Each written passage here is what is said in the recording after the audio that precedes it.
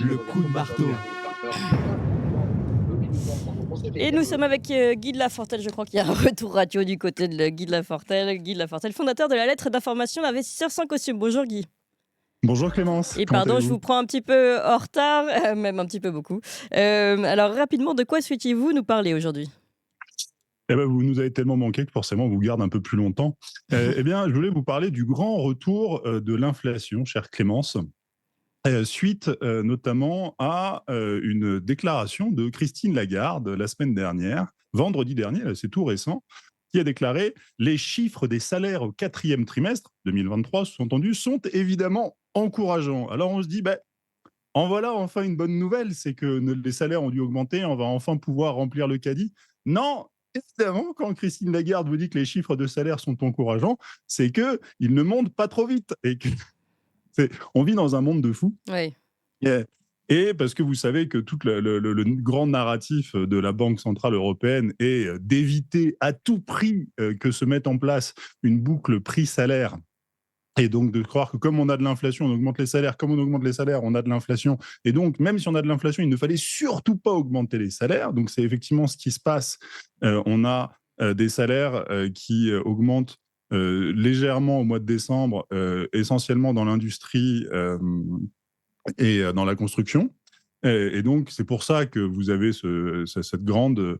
Que Christine Lagarde se réjouit que vous ne soyez pas payé à mesure que l'inflation augmente. Et donc, en fait, on s'appauvrit en ce moment et on va continuer de s'appauvrir en 2024. Et sauf que le problème qu'on a avec ça, c'est que ben, on espérait effectivement, et qu'il y a encore 15 jours, vous aviez la Commission européenne qui nous expliquait que l'inflation allait baisser encore plus vite en 2024 et l'économie aussi, c'est-à-dire moins d'inflation mais encore moins de croissance.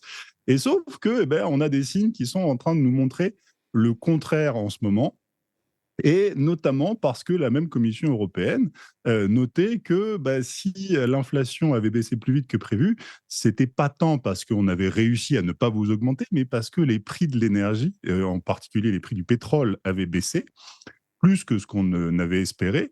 Et ça, c'est fini. Vous l'avez sans doute vu à la pompe à essence, que ça remonte et ça remonte bien. Les prix du pétrole ont repassé les 80 $ pour le Brent. Et donc, eh ben, on a un très joli coup de ciseau qui est en train d'arriver sur nous, où après avoir fait des très très gros efforts pour réussir à limiter les salaires, on va pas réussir à contenir l'inflation, puisque l'inflation est pas tant tenue par cette boucle prix-salaire que par les prix de l'énergie, qui incidemment sont aussi tenus par quoi? Ben, par les conditions financières. C'est-à-dire que pendant que le salaire galère, il y a des gens qui, eux, n'ont aucun problème. C'est quoi? C'est le capital. Les conditions monétaires, en fait, n'ont jamais été restrictives pour le grand capital, qui, lui, se gave de manière absolument dégueulasse. Et je sais qu'on est un peu en retard, donc je vais aller me dépêcher d'aller au bout. Et je voudrais donner la conclusion à Sergueï Lavrov, pardon, donc le ministre des Affaires étrangères russe, qui a dit au dernier G20, attention, hein, et celle-là, elle est pour Bruno Le Maire, l'économie n'est pas une arme et la guerre n'est pas un investissement. Oui, c'est assez parlant. Donc voilà, donc la conclusion, c'est que, attention, malheureusement, ce qu'on vous dit aujourd'hui sur la fin de l'inflation est malheureusement faux. Et donc, on n'a pas des très bonnes journées pour nous encore cette année. Désolé, les nouvelles ne sont pas très bonnes, mais il vaut mieux pouvoir s'y préparer. Oui. Et si vous voulez bien, encore une minute, c'est d'autant plus, je suis d'autant plus reconnaissant. Je voudrais juste vous faire un petit point sur la grande campagne de soutien de Toxin. Et là, ce matin, on est à 560 soutiens mensuels pour Toxin Ah, depuis le ça, début c'est de une notre excellente campagne. nouvelle, oui. Donc c'est une très très bonne nouvelle, d'autant plus avec les conditions que je viens dont je viens de parler. On en est à peu près, on est à dépasser la moitié de notre objectif. Il faudrait qu'on arrive à 1000 soutiens mensuels pour pour que Toxin puisse se développer comme il faudrait. Hein, je vous rappelle, plus de 10 millions de vues depuis le début de cette aventure, c'est exceptionnel.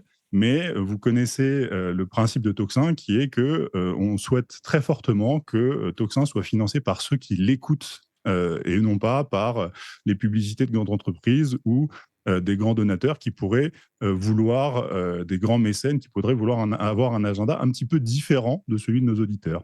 Oui, et Donc, non, mais merci infiniment. En effet, j'en profite pour remercier également de ma part, eh bien, tous ces super abonnés, qui se sont mensualisés dans leurs dons, pour nous aider. Ce que je disais, hein, c'est parfois le prix de 3 cafés, 4 cafés, ça dépend un peu où vous habitez, mais ça paraît pas grand-chose. Allez, 1 café par semaine pour nous soutenir, mensuellement, et en fait, pour nous, c'est énorme. Ça nous permet vraiment d'avoir, eh bien, de la visibilité et de pouvoir faire de beaux projets, surtout de continuer d'exister, donc d'avoir une liberté d'expression totale. Je tiens à préciser, parce que j'ai beaucoup de retours ici sur le chat, qui nous disent: «Oui, vous parlez des souverainistes et fait qu'on ne sait pas comment faire, pour faire le Frexit».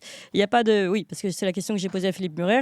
Certes, nous connaissons très bien François Asselineau, Florian Philippot et les autres. Le problème, c'est qu'il n'y a pas une liste unie, ce qui pourrait être regrettable. Mais évidemment, je l'ai déjà invité plusieurs fois, alors peut-être pas sur ces ondes, je me rappelle plus, mais en tout cas, évidemment qu'on va, réinviter François Asselineau.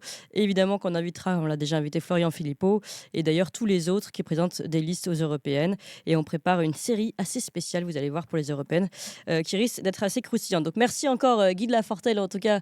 Et en merci effet, Clémence. merci de rappeler les bons chiffres de Toxin. Et grâce à vous, chers auditeurs, le soutien qu'on reçoit, et on a besoin toujours de plus de soutien, sachez-le. Et